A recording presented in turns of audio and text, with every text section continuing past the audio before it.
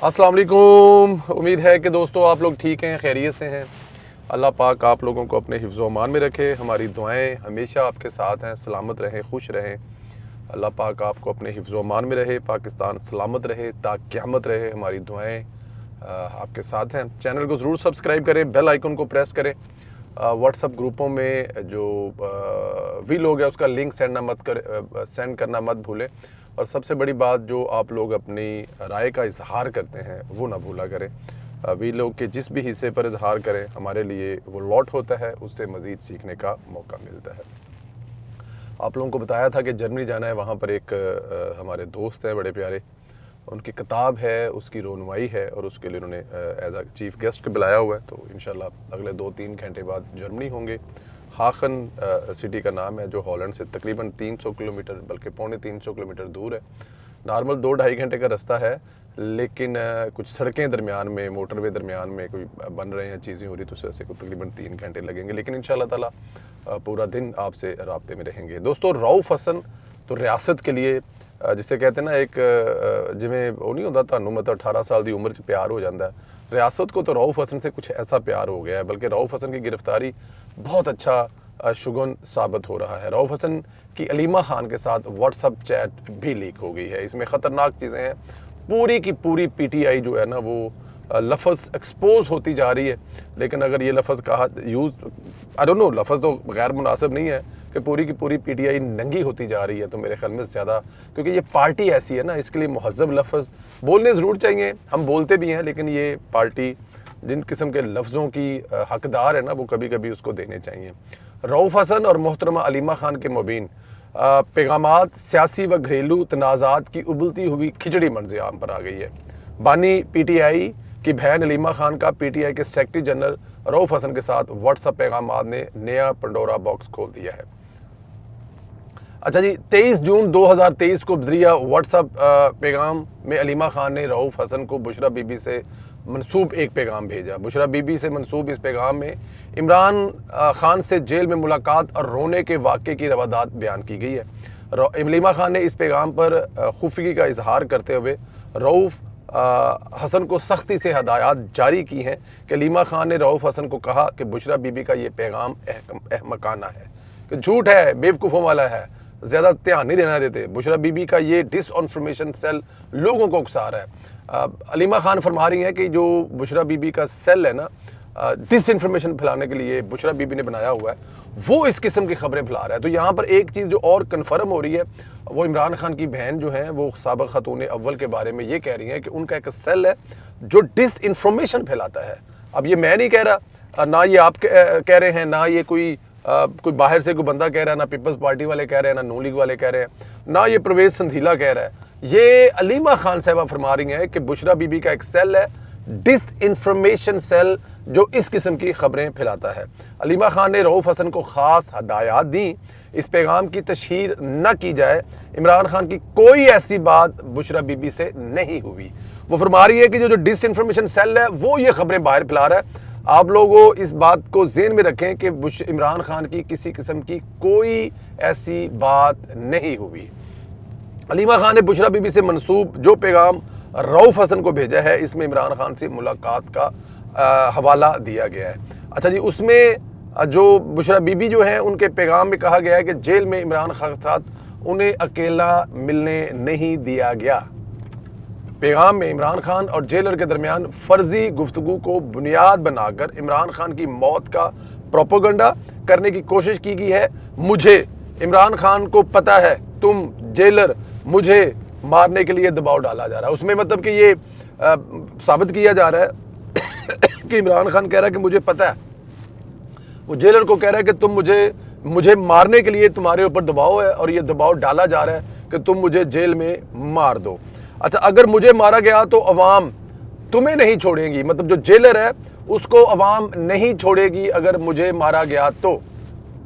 ये वो उस व्हाट्सअप चैट में ये सारी चीज़ें हैं। बुशरा बीबी से मंसूब पैगाम में आर्मी चीफ को निशाना बनाने की कोशिश की गई और कहा कि मैं बानी पीटीआई इमरान खान जानता हूँ, मेरी ये सारी बातें आसिम मुनीर इस वक्त सुन रहा है।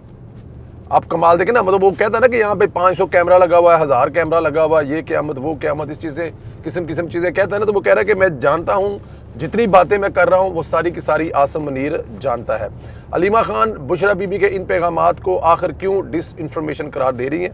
सवाल ये भी है कि क्या बुशरा बीबी की जानब से फैलाए जाने वाले बयानात इनके खुद साख्ता हैं?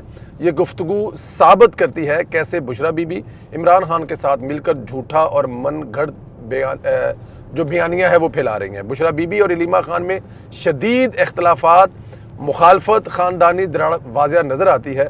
दोनों पार्टी पर अपना अपना कब्ज़ा जमाना चाहती हैं, इसमें कोई शक नहीं है। ये मस्तूरात जो हैं ये दोनों, एक बहन और एक बीवी, बहन अपने भाई का जो छोड़ा हुआ सामान है उस पर कब्ज़ा करने की कोशिश कर रही है, और बीवी का ज़ाहिर है बीवी का हक बनता है। और किसी हद तक अगर देखा जाए तो बीवी ने ये सब कुछ शायद कहा जाता है कि किया भी इसलिए था कि आखिर खान ने एक दिन जाना तो है ही है, खान ने एक दिन पकड़े तो जाना ही है। खान की हरकतें ऐसी है कि इमरान खान ने एक ना एक दिन थले लगना है, तो उसके बाद जो सारा सामान है वो हमारे कब्ज़े में आएगा। उस सामान में पाकिस्तान तहरीक इंसाफ भी है। तो ये दोनों की जो लड़ाई है, असल लड़ाई उस पार्टी पे है जो बना बनाया सेटअप है उसके लिए है।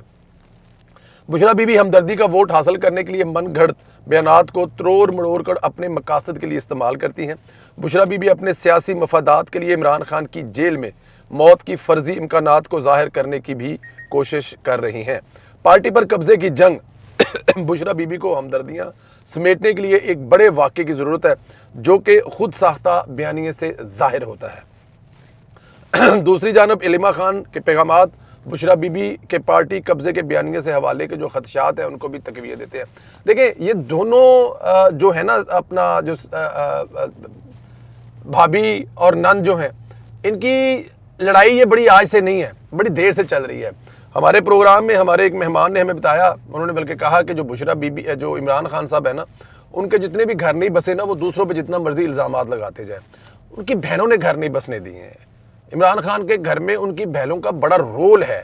अलीमा खान का तो कम अज़ कम है क्योंकि वो उनकी बिज़नेस पार्टनर भी हैं। अब बिज़नेस पार्टनर शायद लफ्ज़ गैर मुनासिब लगे मेरे दोस्तों को जो पाकिस्तान तहरीक इंसाफ वाले हैं, लेकिन शौकत खानम वाला जो काम है सारा वो उसको, उसकी जो डायरेक्टर है उसको जो देखती हैं वो अलीमा खान ही देखती हैं।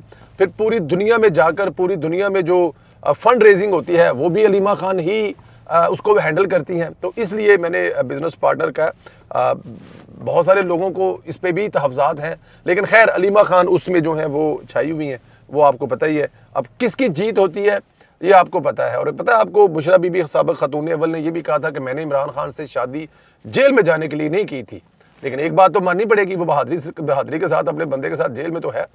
अब एक ही जेल में है, अब शायद एक जेल में ना हो, अलग-अलग हो, लेकिन जब तक ये जो फैज़ हमीद नेटवर्क नहीं पकड़ा गया था तब तक तो एक ही सिस्टम जो है वो चल रहा था। बड़ी कन्फर्मेशन है।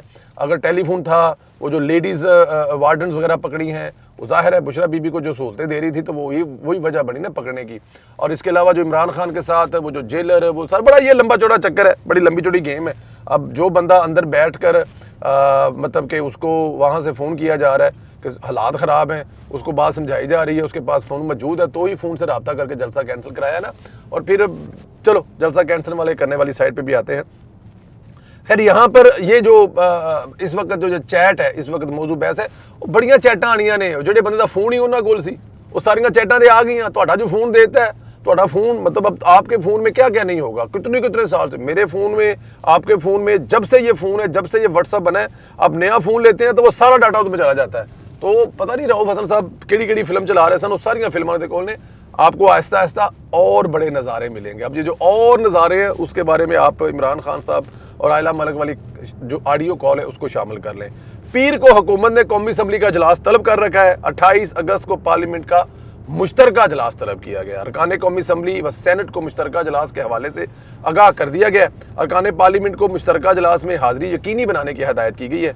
मुश्तरका इजलास में मुमकिन तौर पर आइनी तरमीम का मामला उठाया जाएगा। इस एजेंडे पर बात की जाएगी जिससे शायरा दस्तूर पर हलचल मचेगी।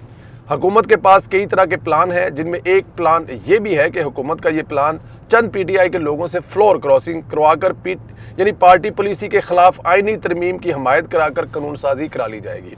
डीसेट होने वाले PTI अरकान को ज़िमनी इलेक्शन में सपोर्ट देकर वापस लाया जाएगा। दूसरे प्लान में यह भी शामिल है कि 41 आज़ाद अरकान से रब्ता करके उनको साथ मिलाया जाए।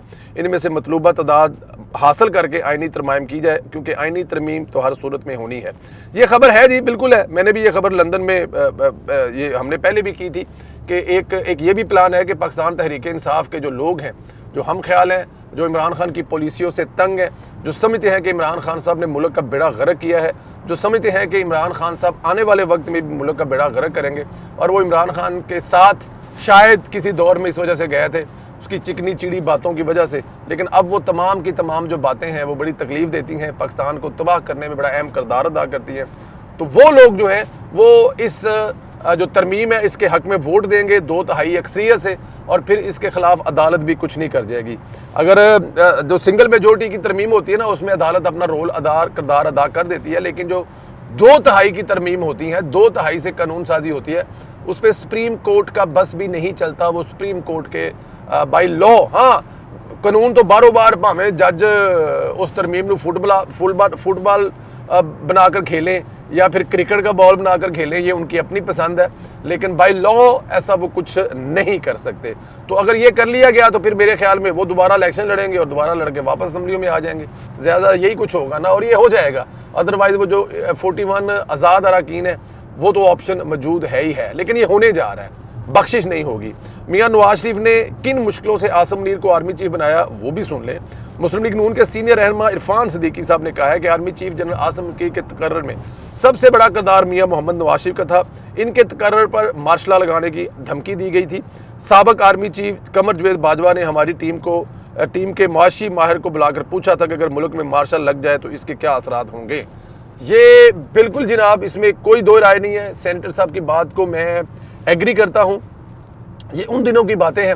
फिर रिसेंटली भी कुछ मुलाकातें ऐसी हुई, रिसेंटली भी कुछ बातें ऐसी हुई जिसमें ये पूछा मैंने, जब ये चल रहा था ना ये सारा, ये जो अभी फैसला पकड़े गए हैं, तो मैंने पूछा कि ये कितना प्रेशर था और कौन था। बल्कि मैंने आपको एक ऑडियो कॉल का भी जिक्र किया हुआ है। ऑडियो कॉल भी एक है जिसमें आसिम मुनीर की तकरीर को रोकने के लिए, और उसके अलावा जनरल जो फैज़ हमीद साहब थे, उन्होंने जो वादे कहानियाँ सुनाए थे कि मुझे बना दिया जाए तो मैं वो सारा कुछ करूँगा जो आप सोच भी नहीं सकते।